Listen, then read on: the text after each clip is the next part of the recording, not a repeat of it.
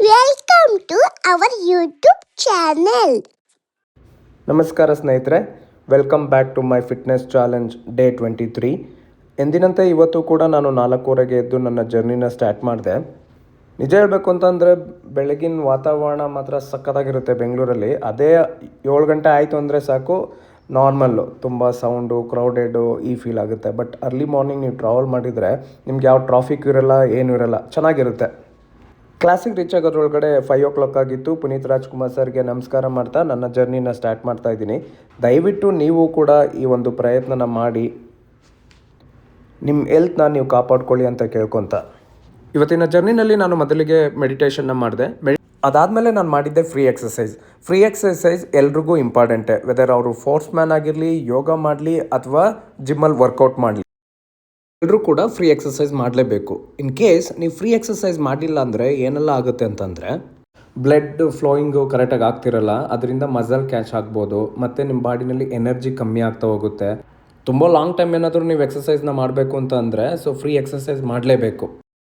Free exercise ಮಾಡೋದು benefit ಏನಪ್ಪ ಅಂತಂದರೆ, ನಿಮ್ಮ ಬಾಡಿ ಕಂಪ್ಲೀಟಾಗಿ ನಿಮ್ಮ ಹಿಡಿತದಲ್ಲಿರುತ್ತೆ ಮತ್ತು ನಿಮ್ಮ ಬಾಡಿ ಎನರ್ಜಿ ಆಗಿರುತ್ತೆ. ಸೊ ಬ್ಲಡ್ ಫ್ಲೋಯಿಂಗು ಕೂಡ ಚೆನ್ನಾಗಿ ಆಗ್ತಾ ಇರುತ್ತೆ ಮತ್ತು ನಿಮಗೆ ಆಟೋಮೆಟಿಕ್ಕಾಗಿ ಎನರ್ಜಿ ಜಾಸ್ತಿ ಆಗಿ ಓಕೆ ಇನ್ನೂ ಸ್ವಲ್ಪ ಹೊತ್ತು ಮಾಡೋಣ ಅನ್ನೋ ಒಂದು ಫೀಲ್ ಬರುತ್ತೆ. ಸೊ ಇನ್ ಕೇಸ್ ನೀವು ಮಾಡಿಲ್ಲ ಅಂತಂದರೆ ಲೇಸಿನೆಸ್ ಆಗುತ್ತೆ. ಸೊ ಆದ್ದರಿಂದ ಆಸನಗಳನ್ನ ಮಾಡೋದಕ್ಕಿಂತ ಮುಂಚೆ ಲೂಸಿಂಗ್ ಎಕ್ಸಸೈಸ್ನ ಮಾಡಿ ನೆಕ್ಸ್ಟ್ ಮಾಡಿ ಅಂತ ಕೇಳ್ಕೊತೀನಿ. ಮತ್ತು ನಾನು ಇವತ್ತು ಲೂಸಿಂಗ್ ಎಕ್ಸಸೈಸ್ ಮಾಡಾದಮೇಲೆ ಇವತ್ತು ಮಾಡಿದ ಆಸನ ಯಾವುದಪ್ಪ ಅಂತಂದರೆ ಬದ್ಧ ಕೋನಾಸನ. ಸಾಮಾನ್ಯವಾಗಿ ಎಷ್ಟೋ ಜನಕ್ಕೆ ಬದ್ಧ ಕೋನಾಸನ ಅಂದರೆ ಗೊತ್ತಿಲ್ಲ, ಬಟ್ ಆದರೆ ಬಟರ್ಫ್ಲೈ ಅಂದರೆ ಎಲ್ರಿಗೂ ಗೊತ್ತು. ಬದ್ಧ ಕೋನ ಆಸನಕ್ಕೆ ಇಂಗ್ಲೀಷಲ್ಲಿ ಬಟರ್ಫ್ಲೈ ಅಂತ ಹೇಳ್ತಾರೆ. ಎಷ್ಟೋ ಜನ ಈ ಆಸನನ ಮಾಡಿರ್ತೀರ ನೀವು, ಬಟ್ ಅದು ಯಾವ ರೀತಿ ಮಾಡಬೇಕು ಅನ್ನೋದನ್ನು ನಾನು ಈ ವಿಡಿಯೋದಲ್ಲಿ ತಿಳಿಸಿರ್ತೀನಿ. ಈ ಆಸನನ ಯಾರಾದರೂ ಮಾಡಬೇಕಾದ್ರೆ ನಾವು ನೋಡಿಬಿಟ್ರೆ ಇದು ತುಂಬ ಈಸಿ ಇದೆ, ನಾವು ಮಾಡ್ಬೋದು ಅಂತ ಅನಿಸುತ್ತೆ. ಬಟ್ ಆ್ಯಕ್ಚುಲಿ ಈ ಆಸನನ ನೀವೇನಾದರೂ ಕರೆಕ್ಟಾಗಿ ಮಾಡಲಿಲ್ಲ ಅಂತಂದರೆ ತುಂಬ ಎಫೆಕ್ಟ್ ಆಗುತ್ತೆ. ಯಾಕೆ ಅಂತಂದರೆ ಈ ಆಸನ ಮಾಡಬೇಕಾದ್ರೆ ಜಾಸ್ತಿ ಎಫೆಕ್ಟ್ ಆಗೋದು ನಿಮ್ಮ ಥೈಸ್ಗೆ ಮತ್ತು ನಿಮ್ಮ ಮಂಡಿಗೆ ಮತ್ತು ನಿಮ್ಮ ಲೋಯರ್ ಬ್ಯಾಕಿಗೆ.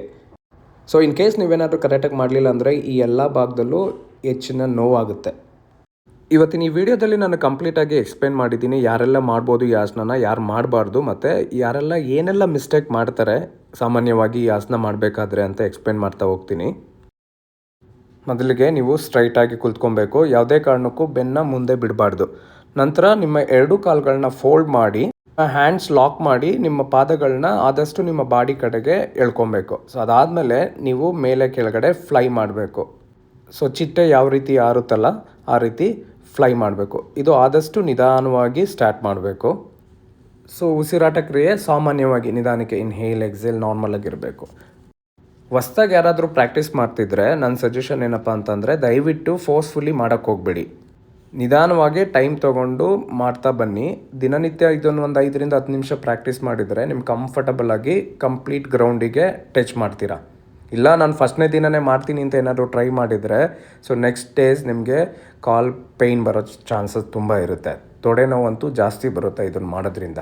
ಯಾರೆಲ್ಲ ಈ ಆಸನ ಮಾಡಬಾರ್ದು ಅಂತಂದರೆ, ಯಾರಿಗೆಲ್ಲ ತೊಡೆ ನೋವಿದೆ ಅಥವಾ ನೀ ಸರ್ಜರಿ ಆಗಿದ್ದರೆ, ಮಂಡಿ ನೋವಿದ್ರೆ ಅವರು ದಯವಿಟ್ಟು ಈ ಆಸನ ಮಾಡೋಕ್ಕೆ ಹೋಗಬೇಡಿ. ಯಾಕೆಂದರೆ ಇದರಿಂದ ತುಂಬ ಎಫೆಕ್ಟ್ ಆಗೋ ಚಾನ್ಸಸ್ ಇರುತ್ತೆ. ಇದನ್ನು ಮಾಡೋದ್ರಿಂದ ಏನೆಲ್ಲ ಬೆನಿಫಿಟ್ ಅಪ್ಪ ಅಂತಂದರೆ ನಿಮ್ಮ ಹಿಪ್ ಮತ್ತು ಥೈಸು ಸ್ಟ್ರಾಂಗ್ ಆಗ್ತಾ ಹೋಗುತ್ತೆ.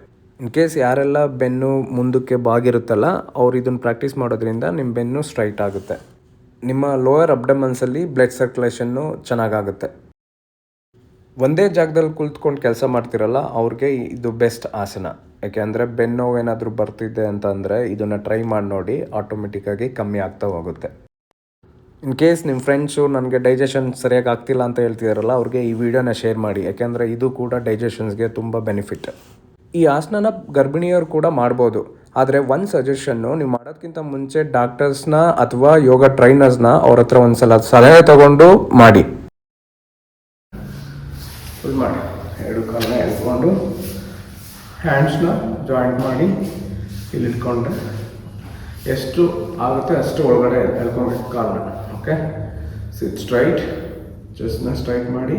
ಫಸ್ಟ್ ಸ್ಲೋಗಿ 1 2 3 4 5 6 7 8 9 10 ಇನ್ಕ್ರೀಸ್ ಮಾಡಿ. 1 2 3 4 5 6 7 8 9 10, 1, 2, 3, 4, 5, 6, 7, 8, 9, 10, 3, 4, 5, 6, 7. Hold practice. Stop. Hold ಮಾಡಿ 1, 2, 3, 4. ಈ ರೀತಿ ಪ್ರಾಕ್ಟೀಸ್ ಮಾಡಬೇಕು. ಮತ್ತು ಎಷ್ಟು ಸಮಯ ಮಾಡಬೇಕು ಅಂತಂದರೆ ಫಸ್ಟ್ ಟೈಮು 30 ಸೆಕೆಂಡು, ಅದಾದಮೇಲೆ 1 ನಿಮಿಷ, ಆಮೇಲೆ 2ರಿಂದ 5 ನಿಮಿಷದವರೆಗೂ ಮಾಡಿ. ಅಟ್ಲೀಸ್ಟ್ ಮಿನಿಮಮ್ 2 ಮಿನಿಟ್ಸ್ ಮಾಡಬೇಕು. ನೀವು ಕೂಡ ಇದನ್ನು ಮನೆಯಲ್ಲಿ ಪ್ರಾಕ್ಟೀಸ್ ಮಾಡಿ ಅಂತ ಕೇಳ್ಕೊತ, ಯಾರೆಲ್ಲ ಇದನ್ನು ಪ್ರಾಕ್ಟೀಸ್ ಮಾಡ್ತಿದ್ದೀರಾ, ಪ್ರಾಕ್ಟೀಸ್ ಮಾಡಾದ್ಮೇಲೆ ಹೆಂಗೆ ಫೀಲ್ ಆಯಿತು ಅಂತ ದಯವಿಟ್ಟು ಕಮೆಂಟ್ಸ್ ಮಾಡಿ ತಿಳಿಸಿ. ಪ್ರತಿದಿನ ನೀವು ಮಾಡುವ ಒಂದು ಸಣ್ಣ ಅಭ್ಯಾಸ ನಿಮ್ಮ ಜೀವನದಲ್ಲಿ ದೊಡ್ಡ ಬದಲಾವಣೆಗೆ ಕಾರಣ ಆಗುತ್ತೆ.